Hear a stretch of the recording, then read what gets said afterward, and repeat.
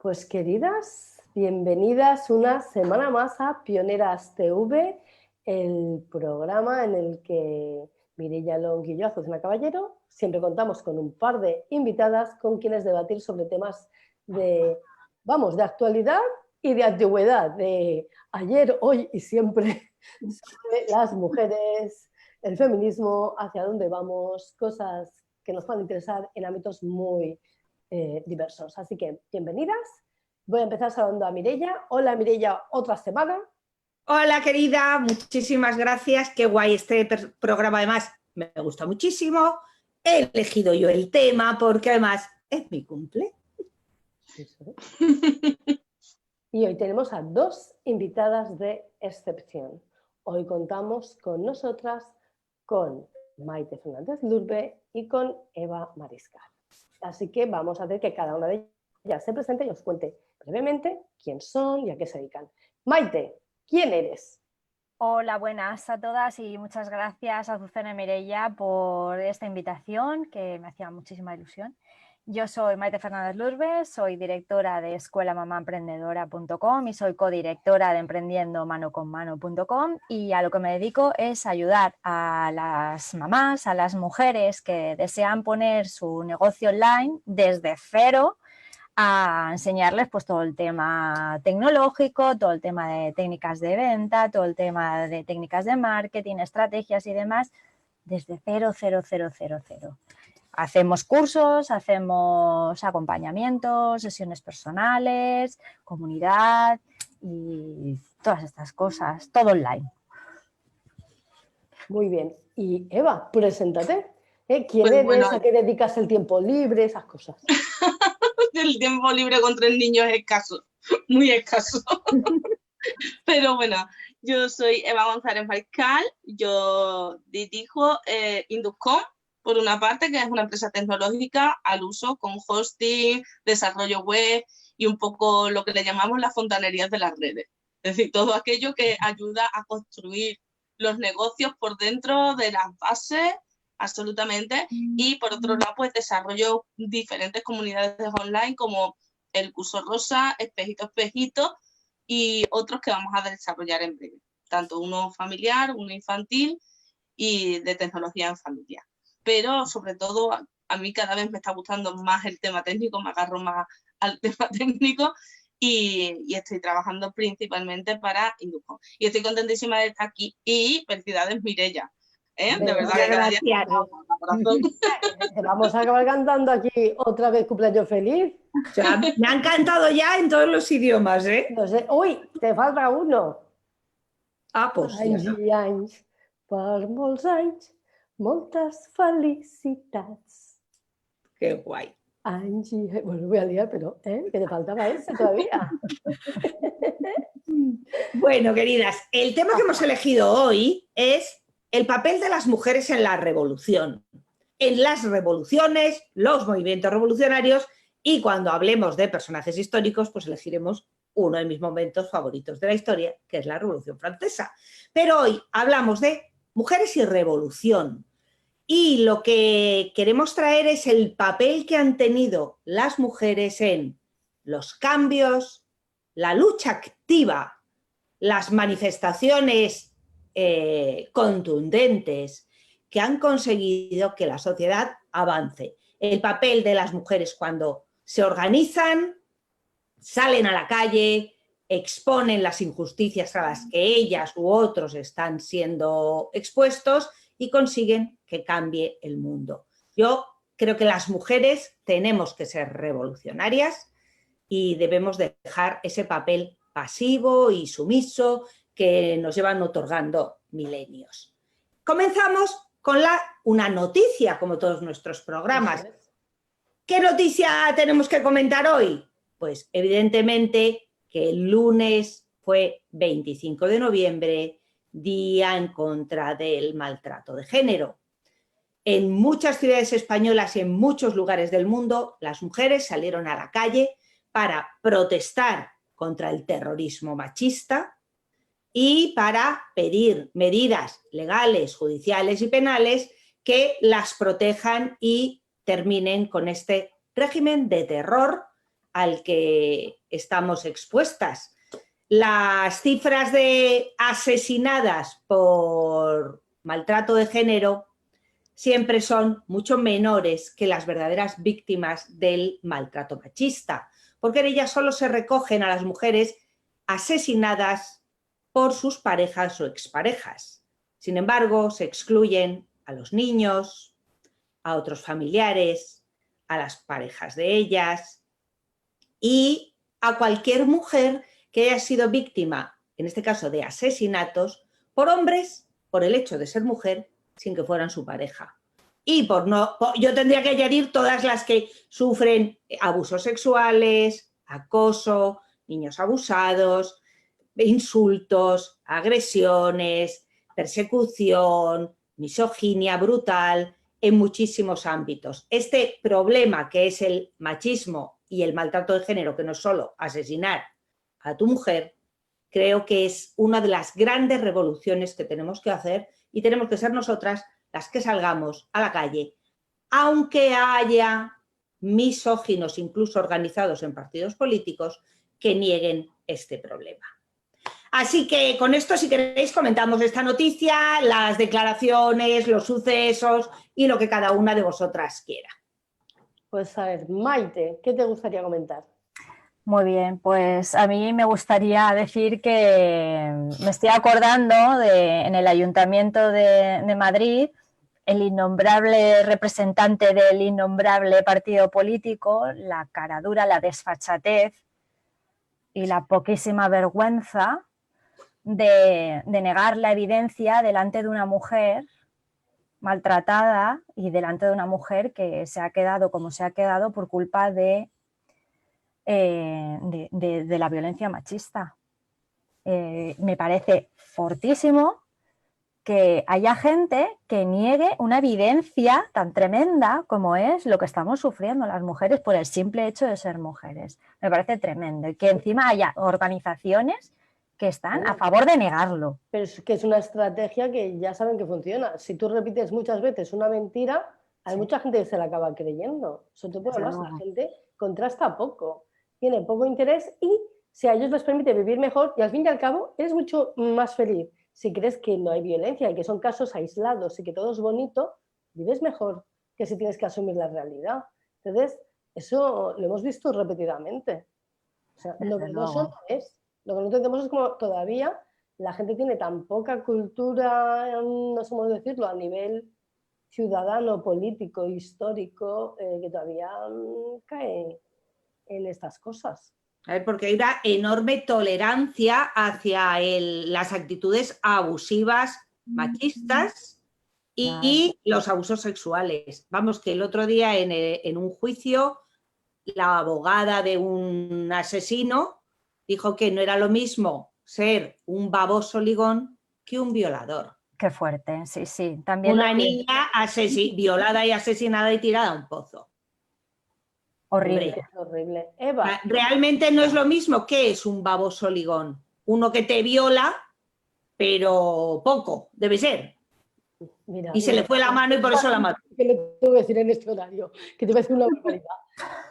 No, a mí me parece increíble que ante el ruido informativo, la cantidad de información que recibimos todo el tiempo, todo esto que ahora llaman lo que es la posverdad, que vienen a ser mentiras, manipulaciones absolutas, calen de tal manera en la sociedad que acabe convirtiéndose en una creencia que tienen muchos y que repiten continuamente ese mismo argumento que sin ser verdad les parece verdad, porque lo dicen de tal manera y lo dicen tanto que acaban entrando. Es decir, cuando una persona va a manipular a otra, en este caso, cuando un grupo de personas va a manipular al resto, lo primero es lo que decía Azucena, la mera exposición, es decirlo.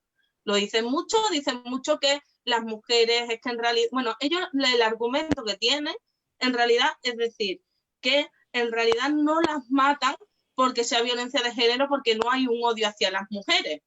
Eso es lo que dicen, sino que son unos cuantos de psicópatas locos y que esa violencia no tiene nada que ver con una ideología que hay de fondo, con una creencia.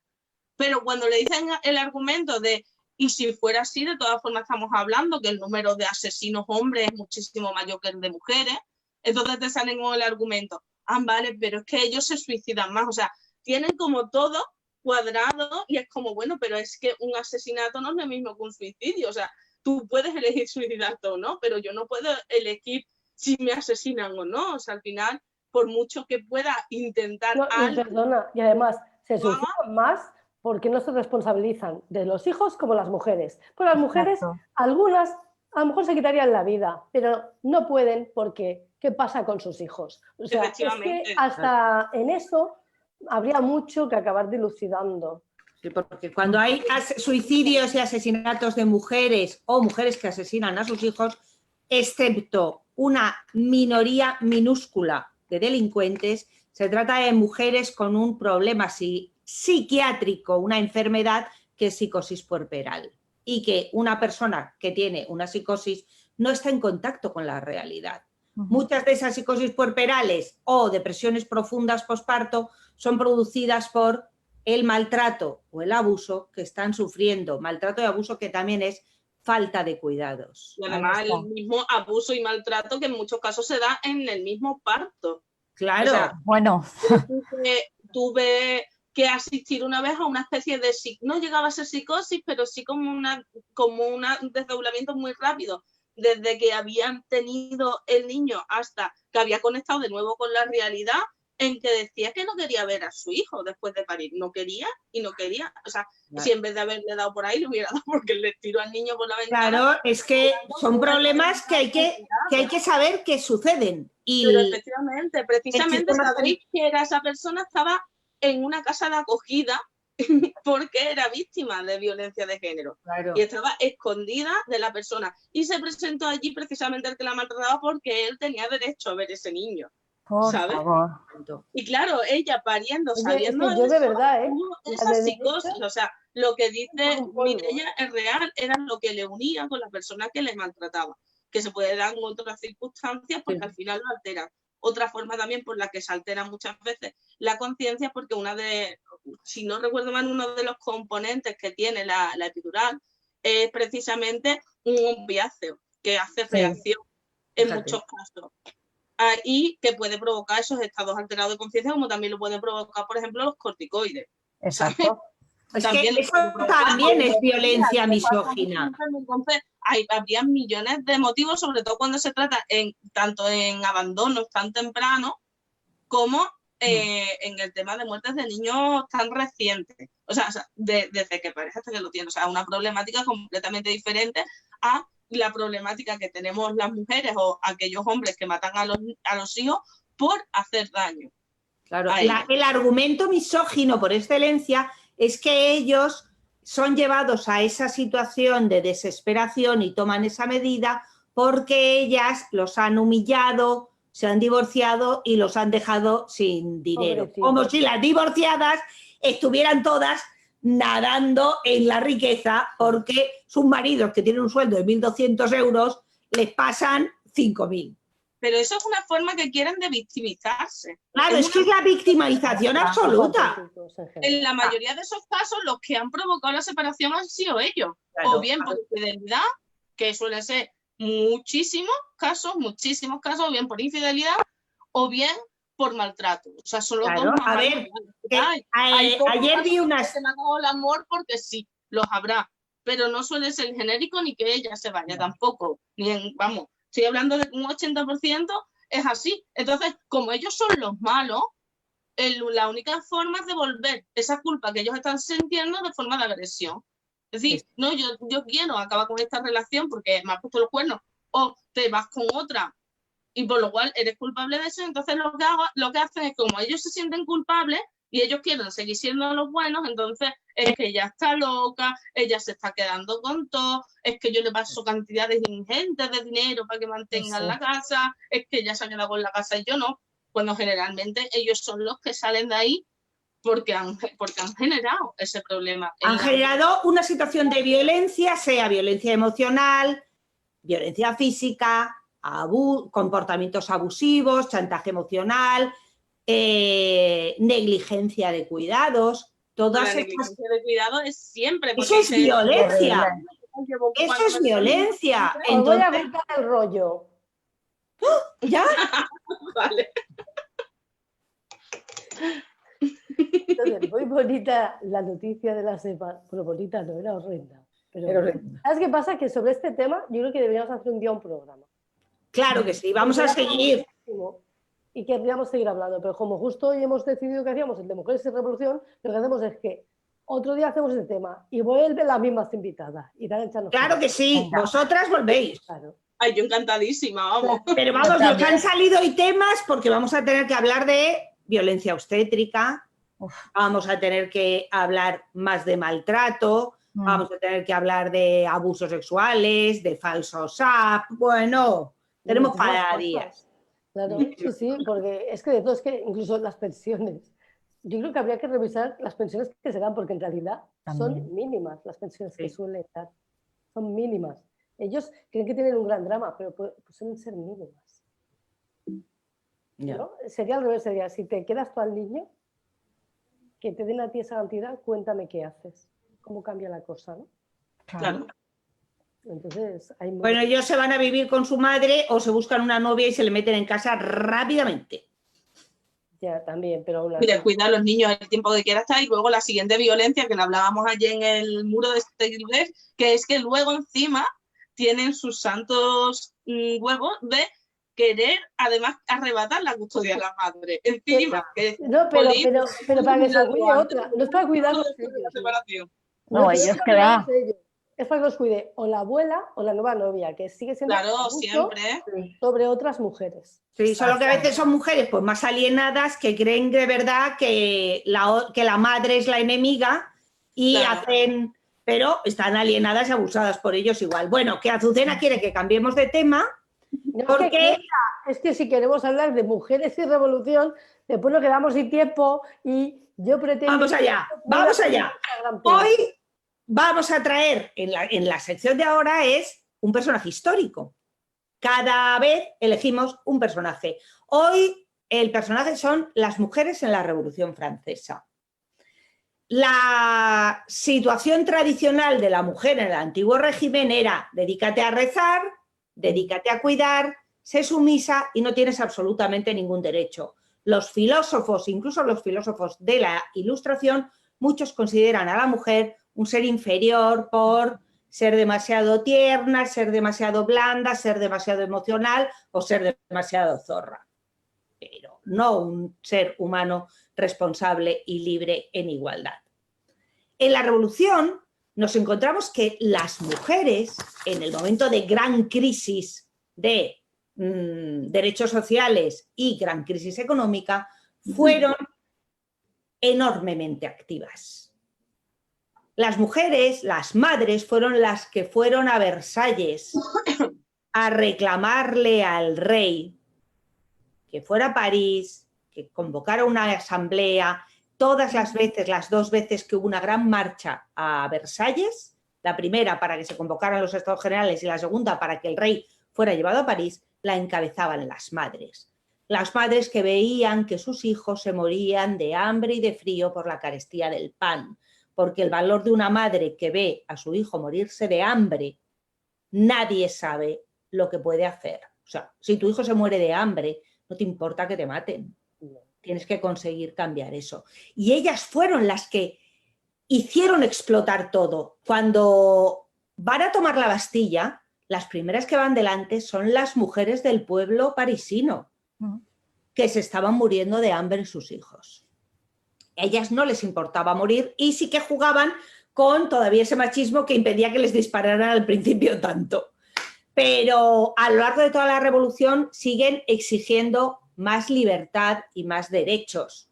Encabezan movimientos en clubs y en asociaciones para exigir igualdad de derechos. Como no podré enrollarme mucho, si voy a contaros que la Constitución del 93, en la Revolución Francesa en 1793, fue por fin votada por sufragio universal masculino. Claro. No tuvieron derecho a elegir. Sí es cierto que del 91 al 93 hubo cambios constitucionales que les permitieron sí tener igualdad de derechos civiles, que ya era mucho. Podían testificar y su testimonio valía lo mismo. Podían realizar acciones civiles y de negocios sin permiso del marido. podían tener y administrar su propio dinero. La patria potestad era compartida de padre y madre, que antes era de padre, incluso podían viajar al extranjero sin permiso de sus maridos. Eso ya supuso un gran avance. Sin embargo, las mujeres revolucionarias seguían pidiendo poder participar en la Guardia Nacional, poder llevar la escarapela tricolor, que era el signo de ciudadanía, cosa que sí consiguieron.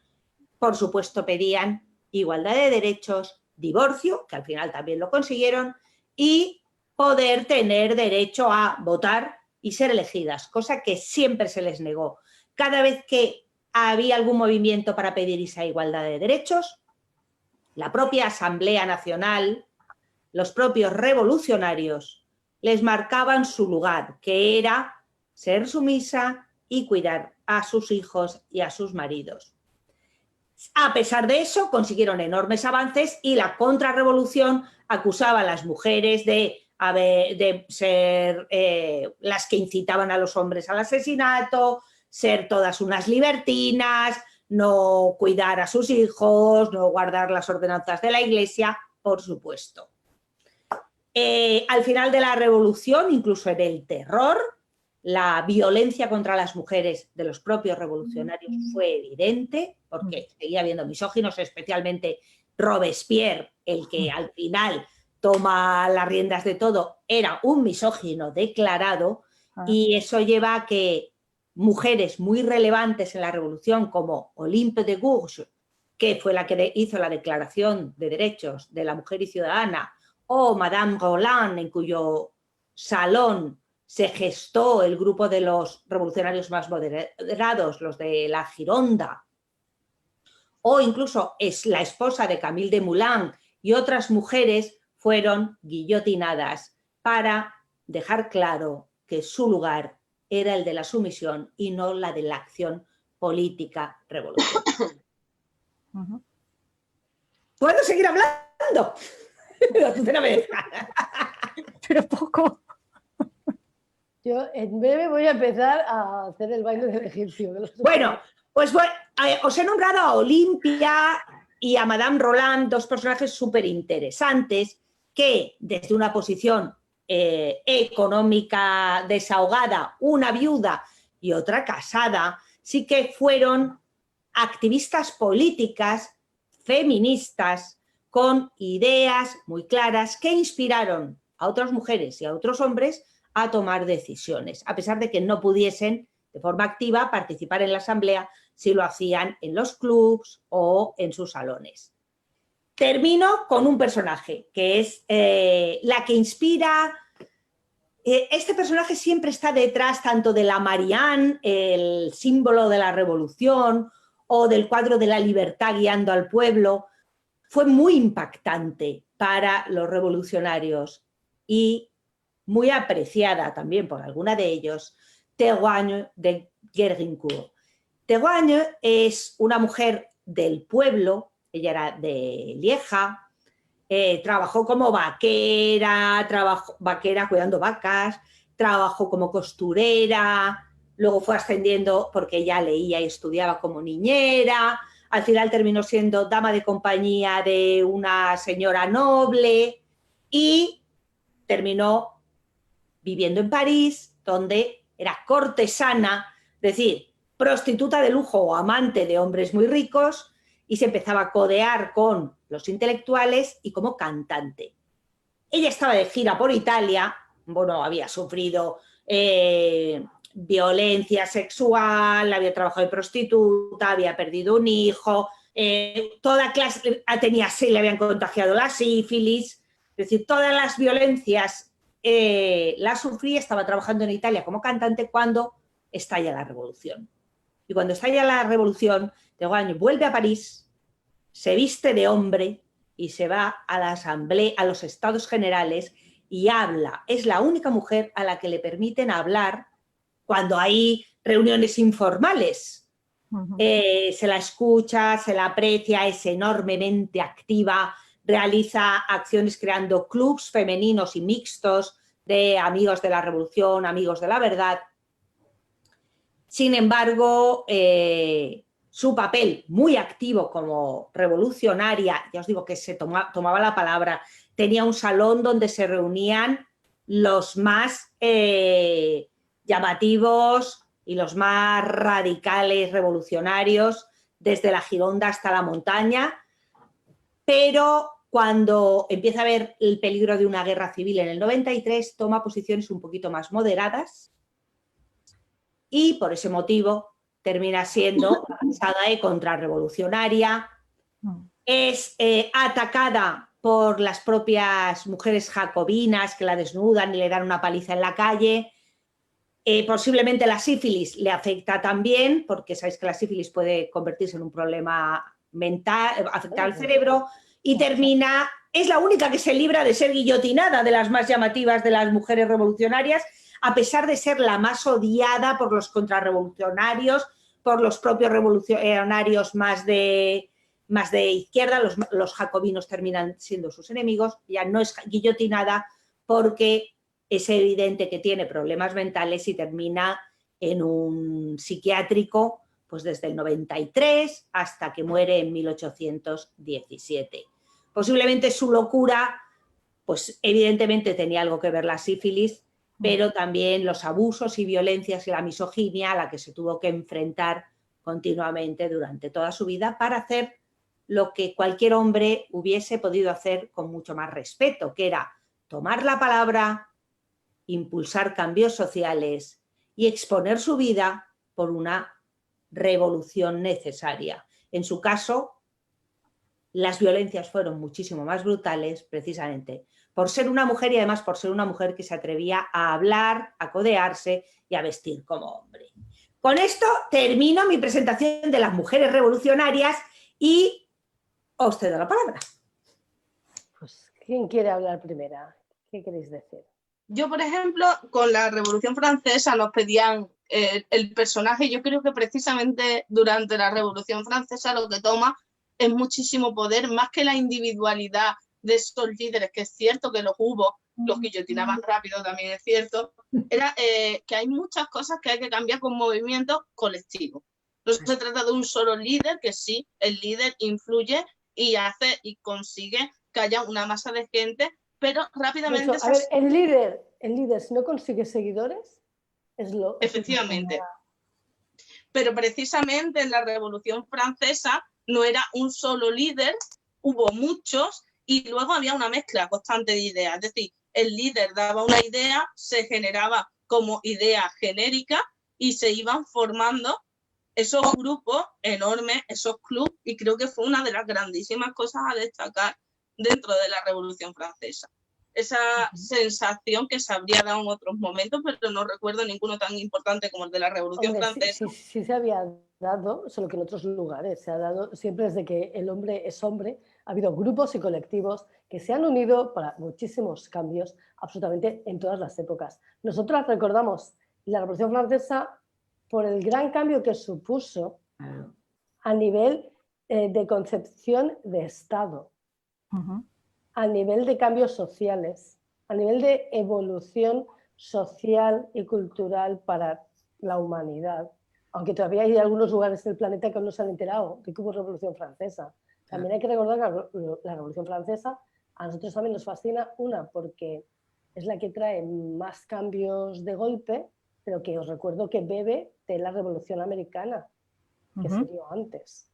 Sí, de hecho la Revolución Americana viene a ser hacer lo contrario a como era Europa, es la ruptura con lo que era Europa, ese conservadurismo que había. Claro. Pero sí que es cierto que al menos yo es donde más aprecio esos sentidos de las colectividades que ahora mismo es tan moderno todavía, o sea que sigue siendo tan cierto como es ahora. Es que además como es tan cercano y todo el mundo escribía, todos escribían, todos se relacionaban. Es como si pudiésemos tener una visión, ¿no?, de qué pasaba, se creaban los partidos, se peleaban unos, se creaba un club, salían a la calle, era todo muy concentrado en el tiempo, ¿no? Como toda Europa, toda la evolución histórica europea confluye en ese momento, explota todo, todas las ideas que ha habido y a partir de entonces cambia el mundo realmente, ¿no? Totalmente. La represión que había habido en Europa durante tantísimos años, ¿sabes?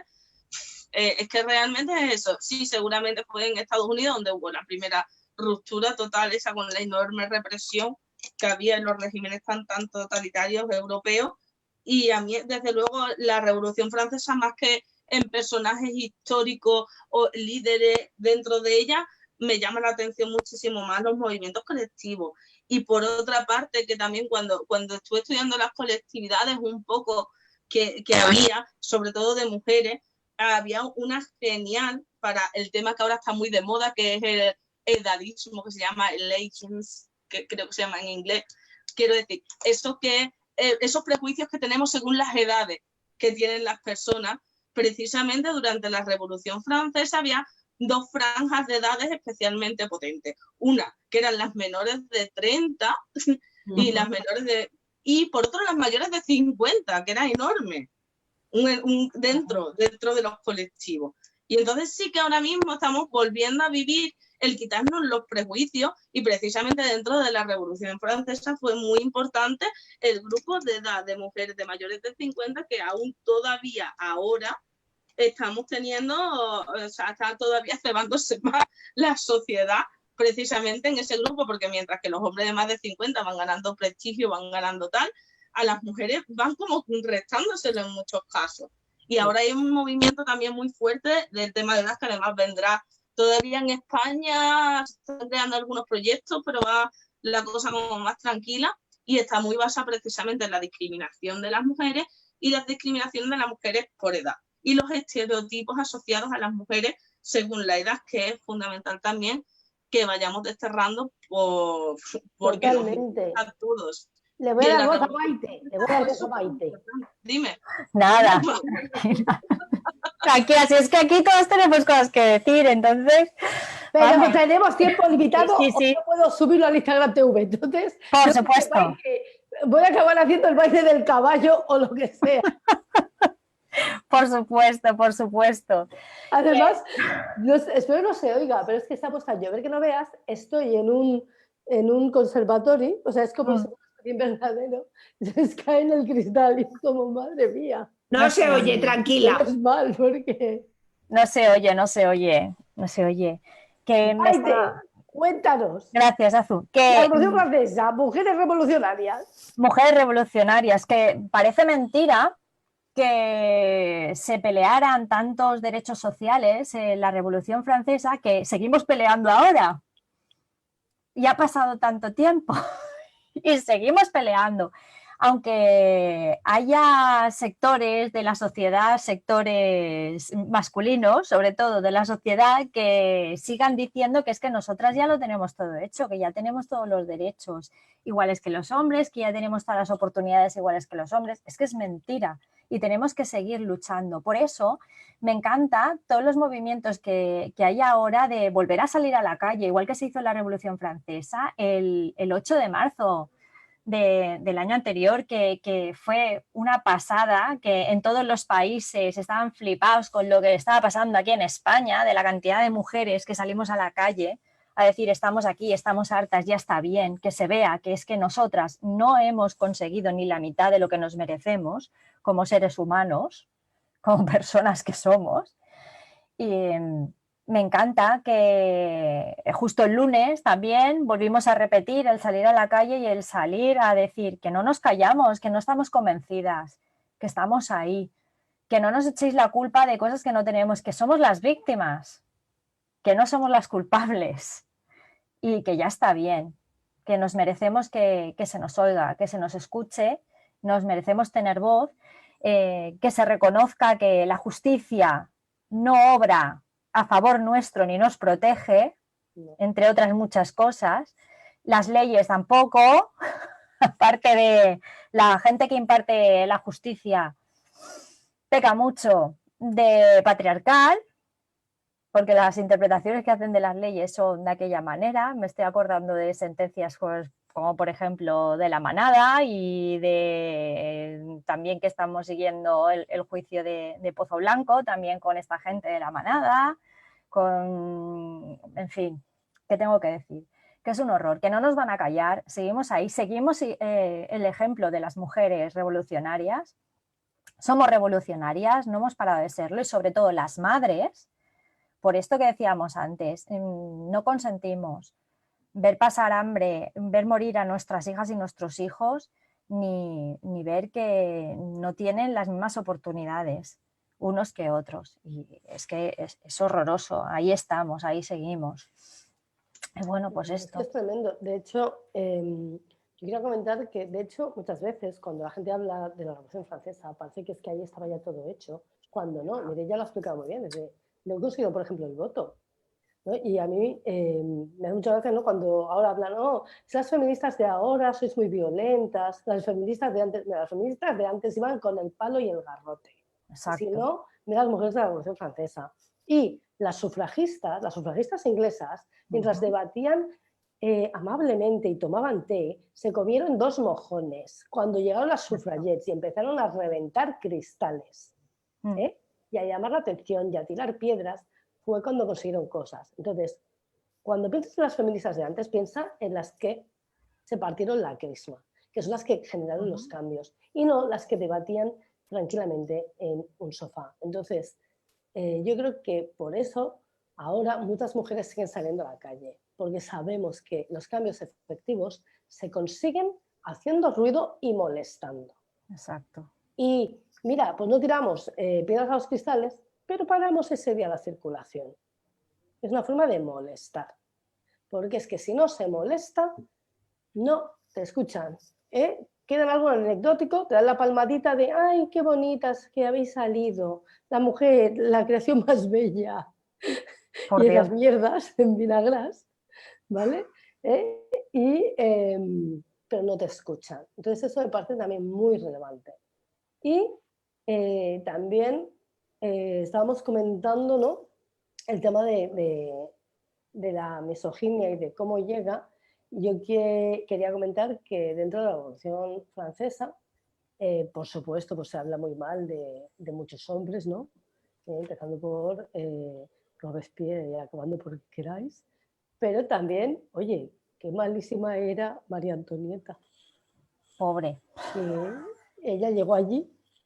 Era, a mí aquí me han traído que soy una niña, me han encasquetado aquí este pastel, yo no he conocido otra vida, me han mantenido muy alejada de todo, no tengo ni puñetera idea de realmente qué es lo que sucede.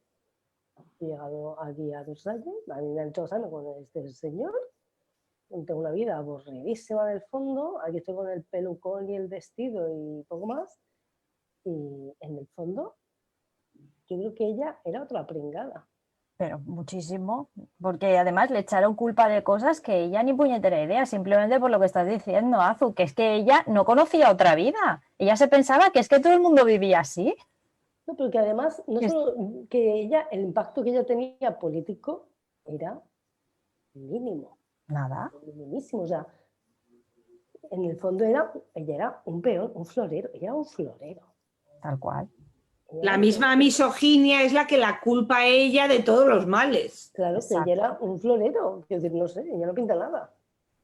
Entonces me parece también por eso. Yo hoy, como para que no nos liemos mucho, yo lo que me gustaría es que cada una dijera qué le gustaría que sus hijas o sus hijos o hijas e hijos recogieran del espíritu revolucionario de la Revolución Francesa. ¿Qué le gustaría que sus hijos recogieran de eso? Así que vamos a... Mira, voy a empezar por Maite, que es la que menos habla. Maite, te ha tocado. Venga, pues yo lo que quiero que recojan es que no hay que callarse, que hay que denunciar siempre las injusticias y, como bien decías antes, Azu, que hay que salir a hacer ruido para que te oigan, siempre. Así es. Eva. Yo creo que ahora mismo estamos en un rebrote de violencia, otra vez nunca la he habido, pero hay una especial. Pero yo creo que al final estamos en un momento histórico en el que se reconocerá ya no tanto por las nuevas tecnologías, máquinas, no, sino como la edad de las mujeres. Creo que a futuro será la edad de las mujeres, o sea, es lo histórico realmente del momento social actual, es que por fin las mujeres vamos a estar en primera línea de absolutamente todo. Tardaremos unos años en conseguirlo, lo vamos a tener que conseguir a fuerza de porrazos, de entrar donde no tenemos que entrar, de callarnos, de tenernos que seguir arriesgando a tener problemas por ser como somos y sobre todo por reclamar lo que reclamamos, porque nos queda muchísimo que reclamar, pero que se acabará sabiendo de esta época como la edad de las mujeres. Mucho más por encima de lo que ha sido Internet, las máquinas, al final, desde el teléfono sigue siendo lo mismo, es un avance, pero lo de las mujeres sí que determina totalmente un cambio histórico profundísimo en la sociedad. Y espero que se recuerde por eso, de verdad. Mireia, ¿qué quieres transmitir? Pues que recoja. para mí el mensaje sería: los derechos humanos son innegociables y para defender los derechos humanos es preciso luchar, arriesgarse y enfrentar a la autoridad. Precisamente en la Revolución Francesa se hizo la primera carta, la Declaración de los Derechos del Hombre, que era del hombre, y tuvieron que escribir la Declaración de los Derechos de las Mujeres. O sea, lo tuvo que hacer una feminista, porque no se recogió en la primera carta, que es de donde luego deben los derechos humanos, que es muy fuerte. Bueno, es que era otra época. Yo quiero que mis hijos se queden con un mensaje que creo muy importante que transmite la Revolución Francesa, que es que sí se pueden cambiar las cosas, sí se pueden transformar, que si la gente despierta, se moviliza y se juntan y se lo ocurra, sí se puede. Porque estoy cansada de que la gente crea que no se puede hacer nada, las cosas son como son. Las cosas son como son mientras tú no hagas nada para cambiarlas. Si esperas a que las cosas las cambie el tiempo lo único que hace es añadir polvo. El tiempo hace que las cosas que no se tocan perduren. Lo que no se toca perdura. Para que algo se transforme, hay que hacer algo, hay que cambiarlo, hay que tomar algún tipo de acción. Y por lo tanto quiero que recojan eso, que sí podéis hacer, sí podéis tener resultados y por supuesto el cambio es posible y está en vuestras manos. Quiero darles el mensaje de capacidad y de responsabilidad, que creo que es poderosísimo. Y con esto cerramos esta sección del magazine y nos vamos a la recomendación de un libro. A ver qué libro trae Mireia esta semana. Pues bueno, como el tema es la Revolución Francesa y espero que lo que hemos hablado, lo que hemos contado, los personajes de lo que hemos estado hablando, las emociones y movimientos os hayan enganchado, os traigo una novela. Es una de mis novelas favoritas de todos los tiempos. Así os lo digo, o sea, me la he leído, puede ser que 10 veces. Se llama La sombra de la guillotina, es de una escritora, Hilary Mantel, y precisamente es una historia novelada de la Revolución Francesa. Se centra en 3 personajes masculinos, Danton, Desmoulins y Robespierre. Sin embargo, aparecen muchísimas mujeres y se entiende el papel que ellas tuvieron en todos los cambios. Os la recomiendo, La sombra de la guillotina, de Hilary Mantel. Fabulosa. Yo no lo he leído, pero cogiendo un poquito el rollito este de libros y que haya por en medio pues, escenarios revolucionarios o cambios, voy a recomendar un clásico, El gato pardo, de Lampedusa, que me parece que es un clásico, es muy fácil también de encontrar, lo pueden leer todos, Sí, que habla de Italia en un momento de cambio, ¿no? Y me parece también súper interesante. Y había uno que ahora no me acuerdo, que leí hace tiempo, que os acordáis vosotras, que era de la revolución en Cuba, pero de 1898. Es que ahora no me acuerdo, pero era súper interesante también. También es muy popular, pero ahora no. Hombre, Historia de 2 ciudades. Hombre, por favor. Historia de 2 ciudades. Por vuestras muelas. Hable usted. Necesitáis todos leer Historias de 2 ciudades de Charles Dickens. Es la mejor línea de inicio de un libro de toda la historia. Es como empieza ese libro. Era el mejor de los tiempos, era el peor de los tiempos. Esa frase memorable, imborrable de Charles Dickens es la mejor apertura de una novela de todos los tiempos. Tenéis que leer Historia de 2 ciudades. Es el mejor inicio del libro del universo. El mundo mundial, no importa de qué libros tratemos. Y ya voy a meter una cuñita. Por si no lo sabéis, Azucena tiene un podcast. Es verdad. Que se llama Hablemos de Libros. Y todos los meses nos reunimos, Azucena y yo, además de la escritora Elena Mayorga y la profesora de Lengua y Literatura y doctora Mer Flores, y hablamos de libros. El próximo programa tratará sobre Dune de Frank Herbert. Eso es. Y yo quiero decir que el de ayer, el que salió ayer, es sobre Jane Eyre. Y está en el podcast Hablemos de Libros, que lo podéis encontrar en Spotify, en iVoox, ¿cómo se llama? No me sale la palabra. En Spreaker. Pero además lo subí a mi YouTube. Maite ha puesto cara de que quiere venir también al del próximo. Vosotras sabéis que venir a hablar de libros, ¿a que sí? Venís. Es que eso también me gusta. Ya. Pues también te puedes venir. Bueno, pues hemos hablado del libro. ¿Hoy alguien quiere recomendar algún otro libro, ya que estamos aquí hablando de libros? No, buenísimas recomendaciones las que habéis hecho, vamos. Nada más que añadir. Bueno, pues entonces vamos a hablar. Siempre acabamos el programa recomendando alguna aplicación por aportaros algo que os ayude en vuestro día a día. ¿Vale? Entonces, hoy he pensado que hoy vamos a hablar de aplicaciones para llevar control y monitorización de hábitos. Que esos todas conocéis, todas usáis, a todos os interesa. ¿Por qué? Porque es verdad que cuando intentas poner un nuevo hábito es mucho más fácil cuando llevas un control que cuando no. Porque la gente empieza con mucha alegría, pero al cabo del octavo día la fuerza se afloja y necesitas como llevar un control y como estar pendiente, retarte a ti misma, recordártelo, porque lo quieres hacer, pero en el día a día, como todavía no está en tu rutina, se te olvida. Entonces necesitas llevar un control. Puedes llevar un control en papel. A mí me encanta hacerlo también en papel, pues soy una friki de la papelería. De hecho, Maite creo que tiene hojas de control, ¿verdad? Que tienes hechas por ti, y creo que sí. Eva también. Sí. ¿Verdad? O sea, yo no me las hago, yo cojo de las que ellas hacen. Que lo sepáis. Y luego hay aplicaciones para ordenador móvil y tal. Yo os quería recomendar dos. Una, que es totalmente gratuita, es súper sencilla, pero es cómoda, es Habitbull, o sea, como el buey del hábito, Habitbull, que es gratis. Lo puedes descargar desde iOS, desde Android, y es súper sencilla, o sea, añades el hábito, vas marcando, te va haciendo algunos gráficos y tal. Muy simple, muy cómoda, muy práctica. Totalmente gratis. Esa es la que os recomiendo, por un lado, en versión gratis. ¿Qué dices? Yo quiero muchas más pijadas. Pues os voy a recomendar otra que es de pago, pero que tiene muchas, muchas más pijadas, que es Fabulous. Fabulous no solo es que lleve control de hábito, es que te sirve como calendario, ¿cómo se llama esto? De bloques de tiempo.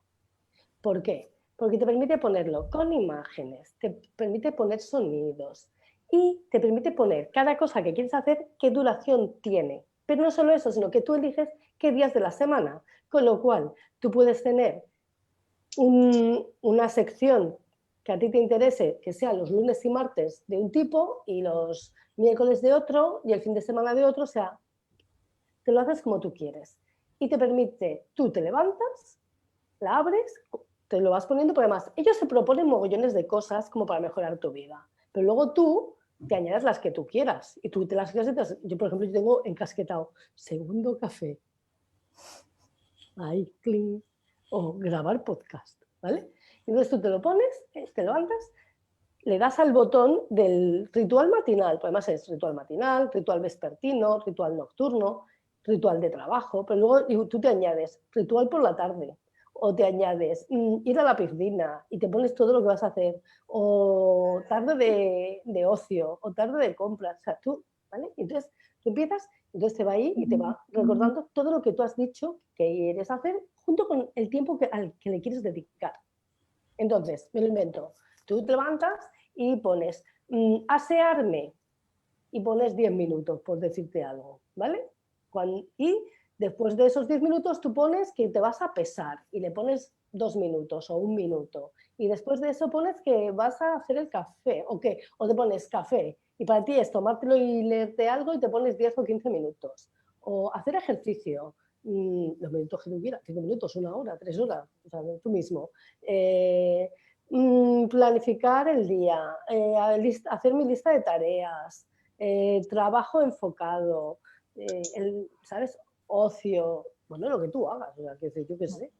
Pero está fenomenal, me encanta esa aplicación, que sepáis que la he pagado. Qué mamón. Muy bien. Vosotras contadnos. Yo es que para eso siempre utilizo el calendar. Yo hace muchísimo que trabajo con time blocking, con bloque de tareas, y sí que, hombre, a mí me encanta. O sea, yo todas estas... Pero estos no son los bloques de tarea, este es que además te hace de checklist, ¿eh? O sea, tú vas marcando, clic, clic, y luego te queda todo marcado. O sea, es la combinación, control de hábitos más bloques de tareas, o sea, combina los dos.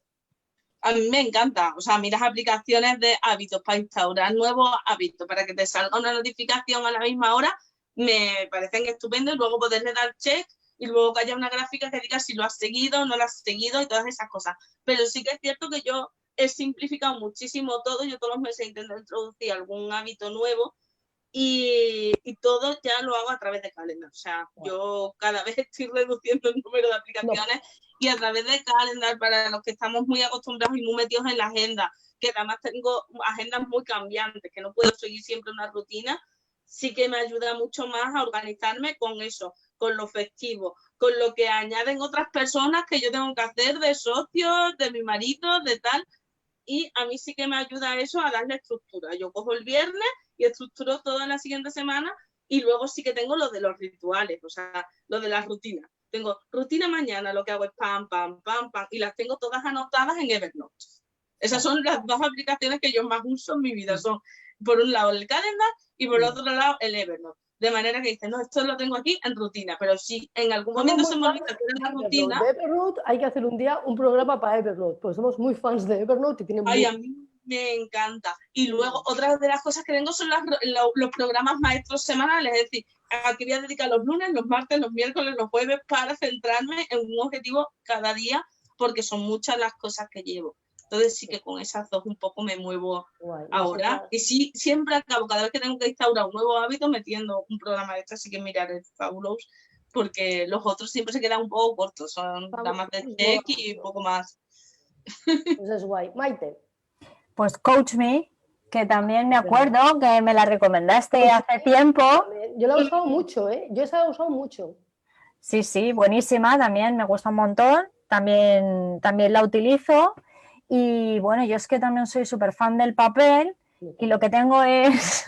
Yo soy una enferma, pues yo soy el Fabulous y el papel. Yo estoy con el Coach Me y con el papel, porque el papel lo tengo pegado donde yo lo veo y entonces me obligo a ponerme el check y todo, y ya tengo avisado aquí a la gente. Y por ejemplo, pues viene a lo mejor Rebeca y me dice, mamá, hoy no le has hecho el check a esto, es que no lo has hecho. Y ya, pues ve, ya tienes ahí otro control. Pero vamos. El Coach Me también está y es bueno. Gratis y va súper bien, es verdad. Y se parece al Habit Bull y es gratis, mola mucho. Mira, ya, ¿quieres comentar algo? Que ya vamos cerrando, ¿eh? Ya os aviso. A ver, pues yo le quería preguntar a Eva. Eva, ¿verdad que vosotros tenéis unos planificadores gigantes de pared?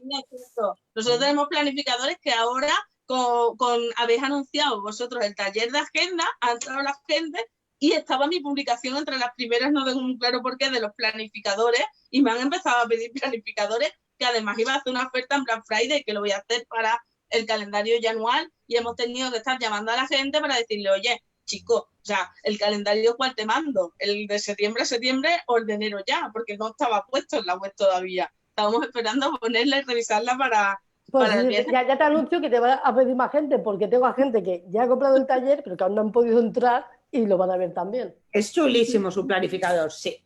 Así es. Está súper bien porque tienes una visión anual de la vida. Y a mí eso me parece fantástico. A mí eso me da mucha paz, porque además todo tiene que quedar bonito, en bloques, con organización, ¿sabes? Cuándo querías dar las claves para que el flujo de trabajo sea equilibrado. Para poder hacer, para mí eso es muy importante, para que en ningún momento te encuentres saturadísima de hacer demasiado lo mismo y pierdas el gusto por lo que estás haciendo. Entonces, por eso para mí crear un flujo armónico es genial. Yo os amo, pero un día vamos a hacer mujeres y organización o mujeres y planificación. A mí Da para también. mucho. Pero es que yo O ahora, mujeres que descansan de vez en cuando también. claro, os voy a Pues ya- contar, no por nada. En la época de este trimestre se descansa poco. Yo precisamente en la que tengo más puntitos de colores, es decir, donde está el mayor bloque de presión y de tiempo y demás, es donde más aumento los periodos de descanso más largos. Porque yo generalmente es que trabajo todos los días, todos. O sea, no hay día que no me sienta a trabajar. Y en los periodos donde tengo más cosas, es donde más me obligo a hacer descansos 24 horas mínimo. O sea, Nos vamos, ¿no, cariño? Azucena. Sí, ¿sabes qué? Te voy a contar un secreto, que es que no me he dado cuenta y entonces he puesto el programador de tiempo más tarde, entonces no tengo real control del tiempo. Bueno, pues entonces nos vamos a despedir Sí. para que luego no pidan nuestra cabeza. Eso es. Muchísimas gracias, Maite. Muchísimas gracias, Eva. Nos vemos muy pronto, que volveréis. Adiós. Claro, y nos vemos la semana que viene, ¿no? Con otro Pioneras. Adiós. Chao.